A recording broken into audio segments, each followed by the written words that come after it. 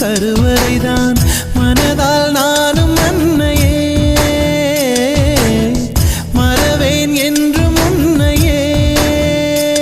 நான் பாலைவனத்தில் விதை போல் நீ பருவம் தந்த மழை போல் என் காதல் செடியில் பூவும் பூத்ததே. உன் விழி திறந்திருந்தால் விடியலி தேவையில்லை. உன்னை நான்